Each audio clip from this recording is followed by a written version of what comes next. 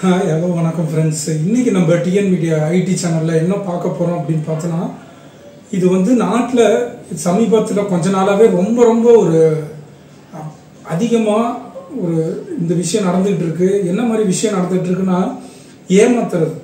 ஏமாத்துறது அப்படிங்கிறது எங்கே பார்த்தாலும் இப்போ வந்து நடந்துகிட்டு இருக்கு. நேரில் தான் ஏமாத்துறாங்க அப்படிங்கிறது போய் ஃபோன் காலில் ஏமாத்துறது போய் இப்போ வந்து அட்வான்ஸாக வந்து டிஜிட்டல் முறையில் ஏமாத்துற லெவலுக்கு வந்து டெக்னாலஜியும் வளர்ந்துருக்கு. டெக்னாலஜி ஒரு சைடு நம்மளுக்கு வந்து நல்லதை கொடுத்தாலும் இன்னொரு சைடு அதை வச்சு நம்மளை ஏமாற்றக்கூடிய லாபம் சம்பாதிக்கக்கூடிய விஷயங்களும் வந்து ஒரு பக்கம் நடந்துகிட்டு இருக்கு. ஸோ அதை பற்றி தான் இன்னைக்கு முழு நீளமாக இந்த வீடியோவில் பார்க்க போகிறோம். வெயிட் பண்ணாமல் வாங்க வீடியோக்குள்ளார போகலாம். நீங்கள் இப்போ தான் ஃபர்ஸ்ட் டைம் நம்ம வீடியோ பார்க்குறீங்க அப்படின்னா சப்ஸ்கிரைப் பண்ணிட்டு வீடியோ சேனலை பாருங்கள்.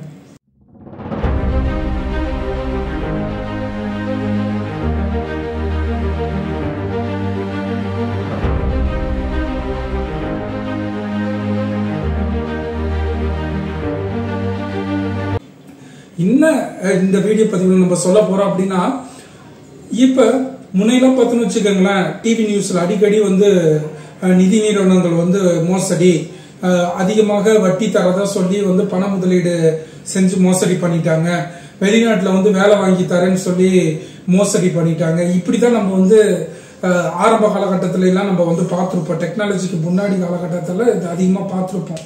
அதாவது ஃபண்டு கலெக்ட் பண்றது, சீட்டு போடுறது, இந்த மாதிரி வந்து அதிகமாக வட்டி தரேன், அதிகமாக காசு தரேன்னு சொல்லிட்டு பணத்தை வந்து கட்டிட்டு ஏமாத்திட்டு போறது. அதே மாதிரி நகைக்கு வந்து நான் அதிகமாக வட்டி தரேன், அதிகமாக நான் அமௌண்ட் தரேன் அப்படின்ற மாதிரி ஏமாத்துறது. அதுக்கடுத்து பார்த்தீங்கன்னா, நான் வேலை வாங்கி தரேன் வெளிநாட்டில், நீங்கள் வந்து இவ்வளோ அமௌண்ட் மட்டும் கட்டினா போதும் அப்படின்ற மாதிரிலாம் சொல்லி இப்படி இருந்துச்சு ஆரம்ப காலகட்டத்தில். நாளடைவில் என்ன ஆக ஆரம்பிச்சது அப்படின்னு பார்த்தோன்னா, டெக்னாலஜி இம்ப்ரூவ் ஆக அதில் இருக்கக்கூடிய அந்த ஏமாற்றம் அப்படிங்கிறது குறைஞ்சி இப்போ டிஜிட்டல் முறையில் ஏமாற்றக்கூடிய ஒரு சூழல் வந்திருக்கு. காரணம் என்ன அப்படின்னு பார்த்தோன்னா, இன்னைக்கு எல்லாமே கையிலையும் மொபைல் இருக்கு, எல்லாமே மொபைல் யூஸ் பண்ணக்கூடிய ஒரு காலகட்டத்தில் நம்ம இருக்கோம். ஸோ அப்படிங்கும் போது மொபைலில் வந்து எந்த ஒரு விஷயமா இருந்தாலும் ஈஸியாக கன்வே பண்ணிடலாம் அப்படிங்கிறதுக்காக இதை வந்து அப்ரோச் பண்றாங்க. என்ன அப்ரோச் பண்றாங்க? கொஞ்ச நாளைக்கு முன்னாடி நம்ம தமிழ்நாட்டில் வந்து ரொம்ப பரபரப்பாக வந்து பேசப்பட்டது MOV3, இந்த ஆடை பார்த்து சம்பாதிக்கிறது. அதுல வந்து கட்டுக்கடங்காத டெய்லியும் ஆட் பார்த்தா போதும், 400 ரூபா 500 ரூபா சம்பாதிக்கலாம் அப்படிங்கிற மாதிரி இன்வெஸ்ட் பண்ணணும். ஆனா வந்து 20,000 50,000 1 லட்சம் இந்த மாதிரி முதல்ல இன்வெஸ்ட் பண்ணணும். இப்போ இன்வெஸ்ட் பண்ணிட்டு டெய்லி வந்து அரை மணி நேரம் 1 மணி நேரம் இந்த மாதிரி நீங்க பாத்தீங்க அப்படின்னா உங்களுக்கு மாசம் 10,000 12,000 நாங்க பணம் தரோம் அப்படின்னு சொல்லி மிக பிரபலமா கோயம்புத்தூர் இந்த பகுதிகளில் வந்து பேசப்பட்டு, அவரை வந்து அந்த நிதி நிறுவனம் அந்த ஓனரை வந்து என்ன பண்ணாங்கன்னா அரெஸ்ட் பண்ணி ஜெயிலில் வந்து வச்சிருந்தாங்க. விசாரணையும் போய்கிட்டு இருக்க இந்த சமயத்தில் அந்த ஆப்பை என்ன பண்ணிட்டாங்கன்னா இப்போ கூகுள் பிளே ஸ்டோர்ல இருந்து எடுத்துட்டாங்க. இப்போ சமீபத்தில் அந்த ஆப்பே இல்லை, அதை எடுத்தாச்சு. ஸோ அந்த அளவுக்கு ரொம்ப ரொம்ப பரபரப்பா தமிழ்நாடு ஃபுல்லா இது வந்து பேசப்பட்ட ஒரு விஷயம். நல்லா தெரியுது, பணம் வந்து இன்வெஸ்ட் பண்றது பிளஸ் பார்த்தோம்னா நம்மளுக்கு பணம் தராங்க அப்படின்னு சொல்லி சொல்றாங்க. பணம் தருவாங்க, தராம இருக்க போறது இல்லை. 1 மாசம் 2 மாசம் ஆசை காட்டிட்டு நம்மள அதிகமா பணத்தை கட்ட வச்சு ஏமாத்திட்டு போயிடுவாங்க. இதுதான் நிதர்சனமான உண்மை. ஆனா இருக்கக்கூடிய அந்த ஆசை சீக்கிரத்துல நம்ம சம்பாதிக்கணும், சீக்கிரத்துல நம்ம முன்னேறணும், சீக்கிரத்துல வாழ்க்கையில எப்படியாவது மேல வந்துடணும், அவங்களுக்கு முன்னாடி நான் வாழ்ந்து காட்டணும், இவங்களுக்கு முன்னாடி நம்ம வாழ்ந்து காட்டணும் அப்படிங்கிற வந்து பேராசை, அந்த ஆசையில என்ன பண்ணிடுறாங்க அப்படின்னு சொல்லி கடனை வாங்கி என்ன பண்ணிடுறாங்கன்னா இன்வெஸ்ட் பண்ணிடுறாங்க. ஆனா இது இன்வெஸ்ட் பண்றதுனால எவ்வளவு பெரிய பேராபத்துல கொண்டு போய் முடியுது. அதாவது ஏமாறுறவங்க, பழமொழியே இருக்கு, ஏமாறுறவங்க இருக்கிற வரைக்கும் ஏமாத்துறவங்க இருந்துகிட்டு தான் இருப்பாங்க அப்படின்னு. ஏமாறுறவங்க கரெக்டா இந்த மாதிரி விஷயங்கள்ல வந்து ஈஸியா ஏமாற்றப்படுதல் அப்படிங்கிறது இப்ப நாளடைவில் நடந்துகிட்டு இருக்கு. அதே மாதிரி பாத்தீங்கன்னா AntiGPT அப்படின்னு சொல்லி ஒரு ஆப் கூட இருக்கு. அது வந்து ரொம்ப பிரபலமா வந்து கொஞ்ச நாளைக்கு முன்னாடி போயிட்டு இருந்து, இது வந்து தமிழ்நாட்டில் சவுத் இந்தியாவை காட்டிலும் நார்த் இந்தியாவில் ரொம்ப ரொம்ப ஃபேமஸ். இந்த ஆப்பை வந்து ரிவ்யூ பண்ணி ஒரு சில சேனல்ல சம்பாதிக்கவே ஆரம்பிச்சுட்டாங்க. இதுல வந்து நீங்க நான் இன்வெஸ்ட் பண்ணி இவ்வளவு சம்பாதிச்சேன், நான் வந்து ஒரு ரோபோ வாங்கினா நான் வந்து டெய்லி எனக்கு 500 ரூபா தராங்க, 1000 ரூபா தராங்க, ரோபோவுக்காக நான் 40,000 ரூபா கட்டுறேன், 30,000 ரூபா கட்டினா எனக்கு டெய்லி 1000 ரூபா 1.5 லட்சம் ரூபாய் எனக்கு கிடைச்சது. இந்த மாதிரி என்ன பண்றாங்கன்னா யூடியூப் சேனல்காரங்களே வந்து அட்வர்டைஸ்மெண்ட் பண்ணி அந்த சேனல் வந்து என்ன பண்றாங்கன்னா மக்களை வந்து பூஸ்டப் பண்ணி அதில் வந்து இன்வெஸ்ட் பண்ண வைக்கிற மாதிரிலாம் சமீபத்தில் கொஞ்ச நாளாக வந்து நடந்தது. நான் கூட அந்த சேனல்ல எல்லாம் பார்த்துட்டு பேசாம நம்மளும் இன்வெஸ்ட் பண்ணலாமா அப்படிங்கிற அளவுக்கு கொண்டு போயிட்டாங்கன்னா பாத்துங்களா, இந்த யூடியூப்ல அந்த அளவுக்கு பேசுறாங்க. ஆனா வந்து கொஞ்சம் நம்ம சுதாரிச்சுக்கணும். ஏன்னா இதுல நம்ம இவ்வளவு கட்டுறமே, நம்ம 40,000 கட்டுறோம், 1.5 லட்சம் ரூபாய் எப்படி இது கொடுக்க முடியும் அப்படிங்கறத கொஞ்சம் நம்ம ரியலிட்டிக்கா நம்ம யோசிச்சோம் அப்படின்னா அடுத்த நிமிஷமே நம்ம இன்வெஸ்ட் பண்றதுக்கு தோணாது. ஆனா அந்த இடத்துல நம்மளுக்கு அந்த பணம் பெருசா நம்மளுக்கு தெரியறதுனால மறந்துடுவோம். ஆனா ஒரு நிமிஷத்துக்கு 2 நிமிஷம் நம்ம யோசிச்சோம் அப்படின்னா டோட்டலா நம்ம எல்லாத்தையுமே என்ன பண்ணிடலாம்னா இந்த மாதிரி ஃப்ராடை நம்ம வந்து அவாய்ட் பண்ணலாம். அவாய்ட் பண்றது ரொம்ப ரொம்ப முக்கியம். அவன் சம்பாதிச்சுட்டு போயிடுவான். அவன் என்ன 45,000 கிட்டத்தட்ட ஒரு 10 பேர்கிட்ட வாங்கினா 4.5 லட்சம் ரூபாய் ஆச்சு. 100 பேர்கிட்ட வாங்கினா கிட்டத்தட்ட 45 லட்சம் ரூபாய் அவன் பாட்டு சம்பாதிச்சுட்டு போய்கிட்டே இருப்பான்.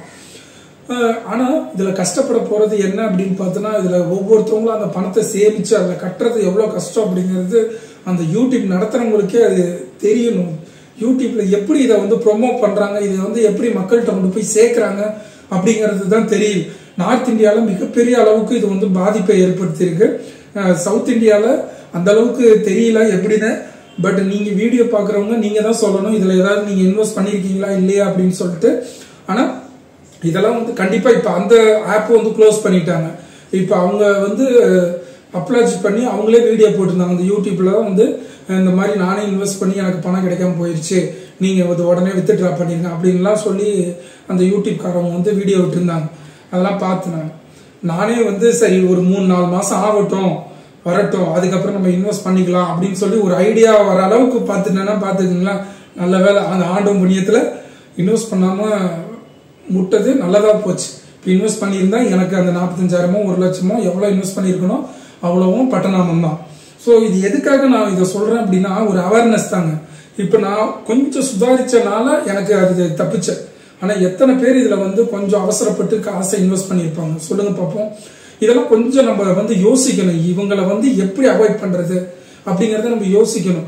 இந்த மாதிரி வந்து பணம் நீங்க வந்து இன்வெஸ்ட் பண்ணுங்க, உங்களுக்கு நான் 2 வாரத்துல இவ்வளவு தரோம், ஒரே வாரத்துல நாங்க இவ்வளவு தரோம் அப்படின்னு சொன்னாங்கன்னா தயவு செஞ்சு அதுல வந்து இன்வெஸ்ட் பண்ணாதீங்க.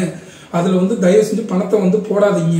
நீங்க வந்து மியூச்சுவல் ஃபண்ட்ல போடுறீங்க, இல்ல டெபாசிட்ல இன்வெஸ்ட் பண்றீங்க, பேங்க்ல வந்து நீங்க டெபாசிட் பண்றீங்கன்னா அது வேற.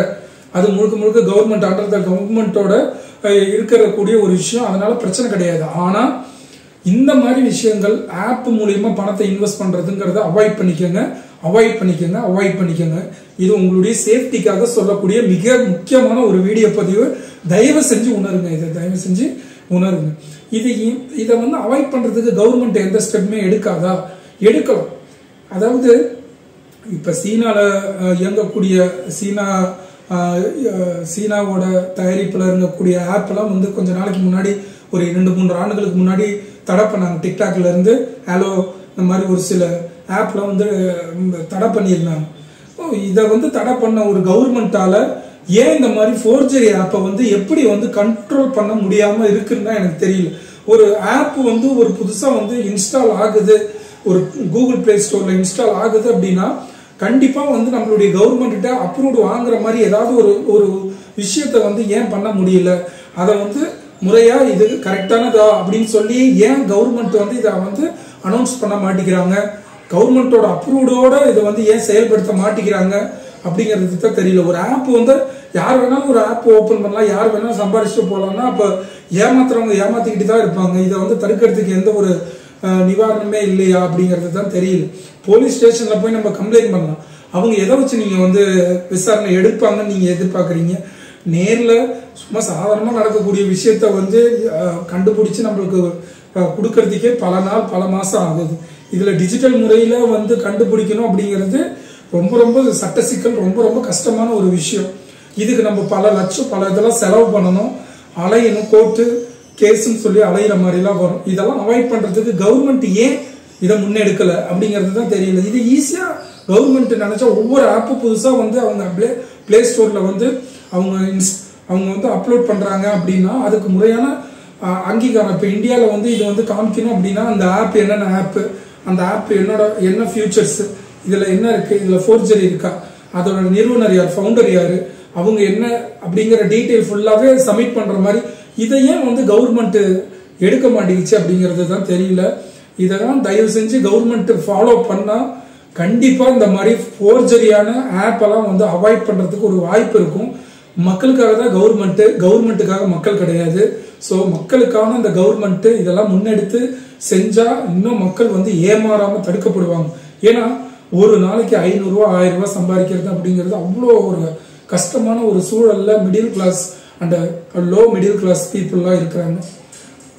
மேல இருக்கிறவங்க அவங்களுக்கு காசு போனாலும் பிரச்சனை இல்லை, எதுனாலும் பிரச்சனை இல்லை. ஆனால் அந்த middle class low middle class அவங்களாம் ரொம்ப கஷ்டம். அன்னன்னைக்கு சம்பாதிக்கிறத இதில் வந்து இன்வெஸ்ட் பண்ணிட்டு அவங்க கஷ்டப்படுறது ரொம்ப ரொம்ப பார்க்கறதுக்கு வேதனைக்குரிய. கமெண்ட் பாக்ஸில் அந்த யூடியூபர் அந்த கமெண்ட் பாக்ஸில் பார்க்கும்போது அவ்வளோ கஷ்டமா இருந்தது. ஸோ இதை எதுக்காக இதை சொல்கிறேன் அப்படின்னா ஒரு அவேர்னஸ்க்காக தான் இந்த வீடியோ.